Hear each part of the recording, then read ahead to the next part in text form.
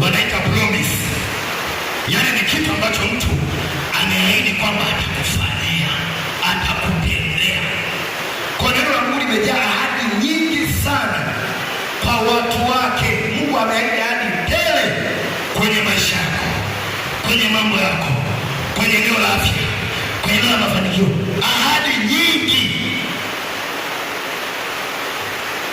Anasema ahadi za Bwana zimehakikishwa. Yaani sio za kutafuta tafuta, ahadi zake ni kweli. Kwenye Wakorintho anasema katika Kristo ahadi zake ni kweli, tena zote ni amina, hazina ubabaishaji au kugeuka. Wanadamu anaweza kumwambia nitakununulia bodaboda, akaenda, Bwana uliniambia mwakani utanunulia bodaboda. Akamwambia unajua bwana, niliunguza, kilipanda kilishuka, nini kule kazi nilikuwa nafanya, ilianza kuisha, kilipanda kimeshuka, ahadi yake inapotea. Wanadamu anaweza akakupa ahadi fake. Ahadi ya kweli ni ya Mungu pekee. Kwa neno la Mungu limejaa ahadi tele. Ahadi tele. Kwenye chochote unachotaka kuombea, angalia Mungu ameahidi kitu gani. Kwa unapoenda mbele za Mungu unazitaja zile ahadi, unasema zile ahadi. Mungu umeahidi, umesema katika neno lako ya kuwa sitakuwa mkia bali nitakuwa kichwa. Make me a number one. Bwana umesema kwenye neno lako ya kuwa na watoto wenu watafundishwa na Bwana. Teach my children. Fundisha watoto wako. Teach them. Kuna maarifa walimu wanaweza wakashindwa kuwapa watoto wao. Hata mimi naweza nisiweze kuwapa. Wafundishe maarifa yako. You play. Bwana umesema ya kuwa hakika mtakapojenga nyumba nzuri na kukaa ndani yake. Umeahidi. Kwa hiyo Mungu ameahidi baraka ya watu kujenga nyumba nzuri na kukaa ndani yake. Fanya njia nipate kujenga nyumba nzuri. Unasimamia hapo. Ni ahadi za Bwana. Unaposogea anasema nikumbushe, unazidai zitokee kwenye maisha yako. Unazidai zitokee kwenye maisha yako. Haleluya. Ahadi za Bwana ni kweli. Mungu tu boyfriend wako na girlfriend wako, hata wazazi muda mwingine waongo. Ahadi zao wala hazitimiliki. Nikiwa shule ya msingi, mzazi wangu aliniambia kwamba ukiwa namba 1 miaka ya zamani na kununulia kibasikeli.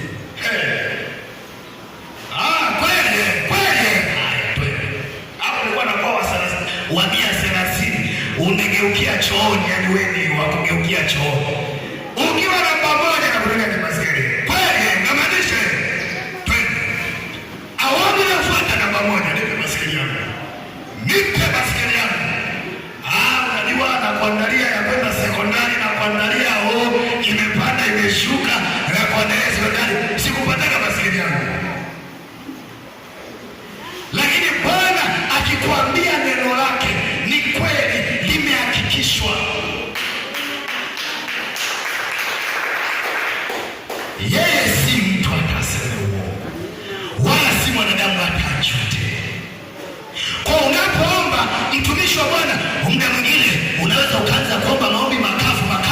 Baba, katika jina la Yesu ninaomba nisaidie. Kadri unavyozidi kuzamia kwenye vyumba vya ndani vya maombi, Mungu anaanza kukupa neno. Lile neno lishike, tembea nalo. Hilo ndo Mungu amekupa na kutembea nalo. Nenda nalo hilo. Nenda nalo hilo. Unalikiri hilo. Unalishika hilo. Ndio ufunguo litakupeleka mpaka kwenye majibu yako. Haleluya. Namba 3, namba 4 si 5. 4.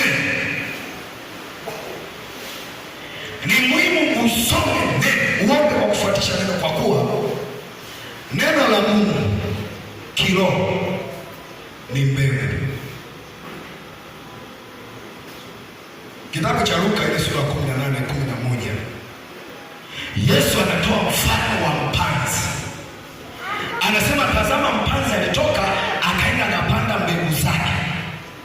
Zingine zikaangukia kwenye njia, zingine zikaanguka kwenye mwamba, zingine zikaanguka kwenye miba, zingine zikaanguka kwenye udongo mzuri.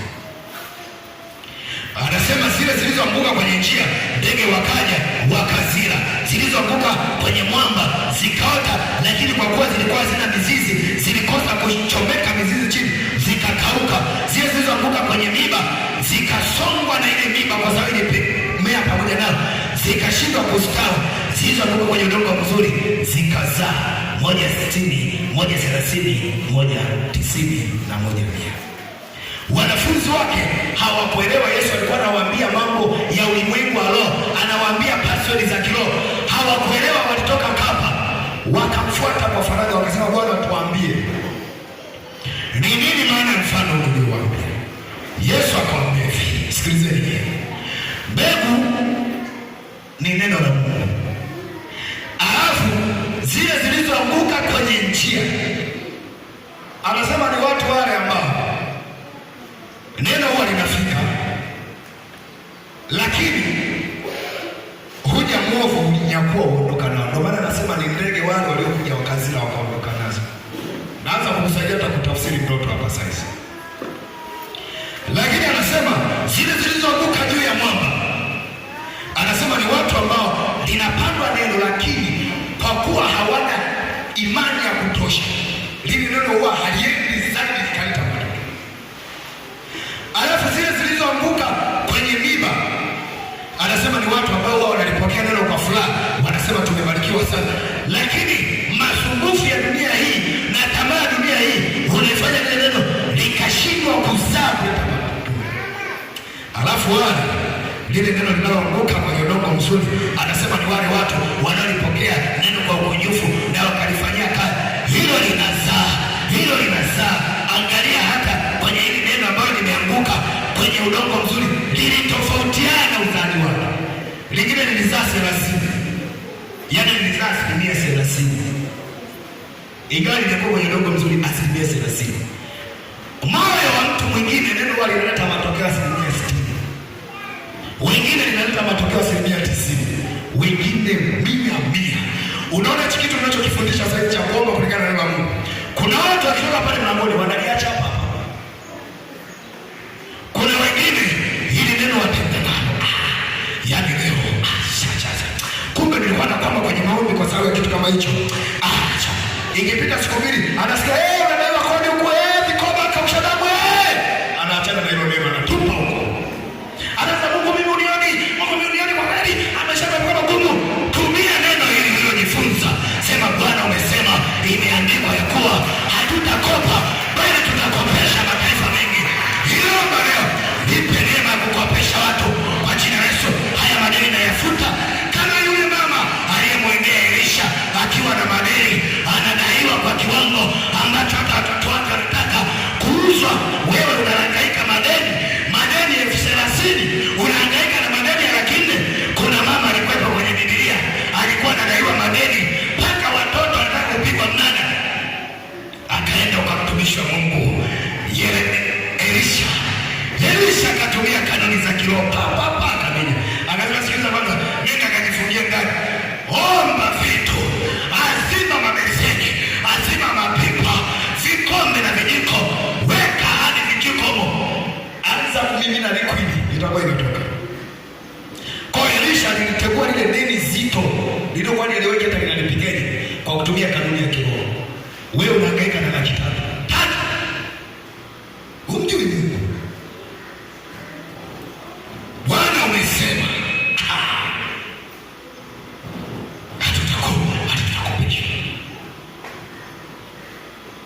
Haleluya. Haleluya. Haleluya. Kwa hiyo neno ni mbegu. Unapoingia kwenye maombi yako, unapoanza ombi lako lolote, dondosha na mbegu, liseme na neno.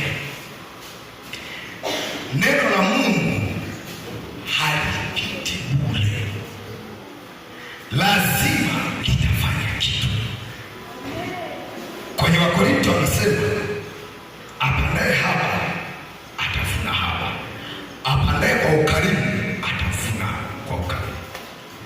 Kiingereza anasema yule anayepanda vizuri, anayepanda vizuri atavuna mengi kwa wingi.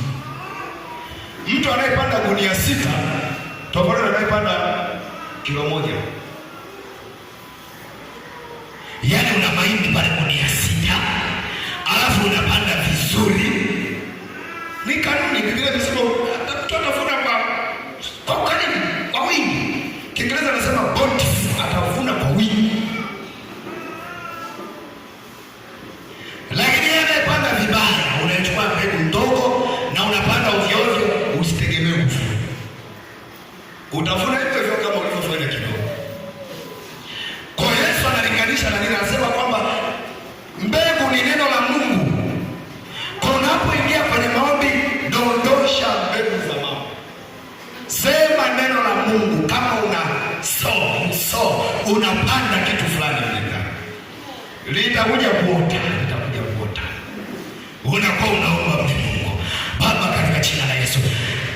Sehemu nyingine anasema kwamba mtu atashiba kwa matunda ya kinywa chake.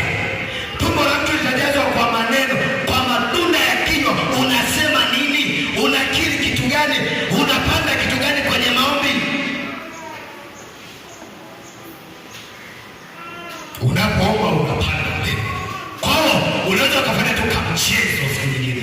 Unaingia kwenye maombi unasema leo naenda kupanda mbegu. Napanda mbegu. Baba, katika jina la Yesu, umesema unadondosha mbegu. Unaendelea mbele. Ninajua Mungu hautakuja kuniacha. Unasema mbegu, unadondosha mbegu. Umesema unadondosha, unapanda mle mbegu. Ukiomba risali moja unakuta umeshapanda mineno ya kutosha. Lazima kuna neno utavuna tu, utapanda. Bwana Yesu asifiwe. Haleluya. Inayofuata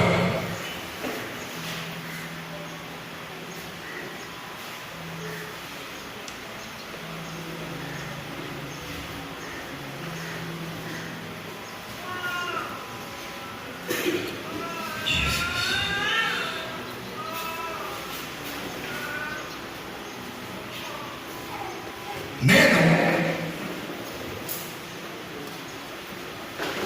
ni kitendea kazi cha kiroho. Bwana Yesu asifiwe. Jamani, unapoanza kuomba unaanza kufanya vitu kiroho, yaani unaingia rohoni. Prayer is spiritual. Kuomba ni kitu cha kiroho. Unafanya mambo ya kiroho. Kwa uwezo kukwepa kutembea na maombi katika mlengo wa picha ya kiroho. Neno la Mungu ni kitendea kazi cha kiroho. Kwenye Waebrania sura ya 4:12. Waebrania sura ya 4:12 inasema kwa maana neno la Mungu ni kama upanga mkali ukatao kuwili. Anasema tena neno la Mungu li hai na ni jepesi kutambua na kugawanya nafsi, viungo na mafuta. Kwa hapa anasema neno la Mungu ni upanga, ni silaha. Unajua kwa nini Paulo wakati anaandika hapa alisema neno la Mungu ni upanga? Kwa sababu kwa wakati ule silaha hatari kabisa ilikuwa ni upanga. Sio upanga huu ambao uko nao nyumbani. Huo upanga wanauita a bush knife. Sawa? Lakini upanga anaozungumzia hapa ni yale marefu ya vita. Hapa anasema a sword. Bwana Yesu asifiwe. Anasema for the word of God is like a sword. Ni kama upanga ule unaokata mwili. Hilo la nyumbani kwao it is a bush knife. Ni bush knife. Ni bukisu tu. Upanga ni ule wa vita. Kwa Paulo anafananisha, analipa neno la Mungu hadhi ya kuwa silaha hatari kabisa kwa watu. Kwa hiyo inawezekana kama ingekuwa ni sahihi akisema maana neno la Mungu ni kama IBM ni mabomu ya nyuki. Bwana Yesu asifiwe. Sasa ninasema kwamba siongee ya injili, maana ni uwezo, it is a power. Kama bomu la nyuki ukiliachia linalipua mambo. Kwa hiyo Paulo analinganisha neno la Mungu ni kama upanga. Kwa unaomba maombi ya vita pale, unaachia na neno ambalo ni kama upanga, linakatakata, linafanya vita, linaharibu kila ngome na miliki zote. Kwenye Yeremia 23 anasema, je, neno langu si kama moto? Ni moto. Unapoomba maombi matupu yanakuwa ni mepesi sana, lakini ukijaza na neno la Mungu yanakuwa makali. Ni kama moto, moto unateketeza, upanga unaharibu kabisa vitu. Na anasema, je, neno langu si kama nyundo inayovunja